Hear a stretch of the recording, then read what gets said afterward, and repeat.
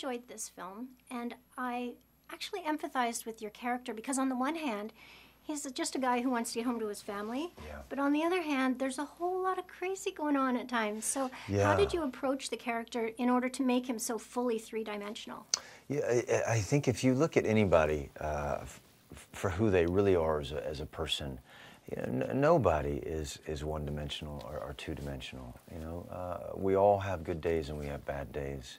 And if you look at the reality of his situation and how he got to this island and how desperate he is to see his family, you can sympathize with his current struggle. And I just thought about with Alicia's Lara Croft when she shows up. You know, that's the first time he's seen a young person in 7 years. And what that must look like, and what that must have felt for him, what that must have been like for him, thinking in some ways that, you know, is this my daughter? Like looking at her in that way, and I think that if you just kind of spend the time and you care, and you kind of imagine what life is like for another human being, well, then that generates a lot of empathy, doesn't it? You know, regardless of whether you're playing pretend or not. From the time that you get a script until the time that you arrive on set, what kind of preparation do you do as an actor? It just all depends, really. You know, music is a big part of it. I like to listen to music. And for this movie, I read some H.P. Lovecraft. You know, this kind of science fiction writer, you know, from the 30s. And this kind of mystical, kind of Himiko people that he has in his novels.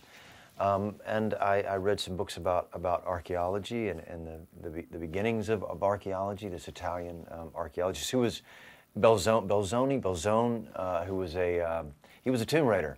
Really, he was Italian, employed by the British government, and he, you know, tomb raided Egypt. You know, that's what he did, and took those antiquities and brought them to the British Museum. So, you know, I just wanted to kind of understand like what it was like to discover the Rosetta Stone, and the Frenchman who deciphered that. That's so interesting. I didn't realize that people did that kind of preparatory work. That's fascinating. Yeah.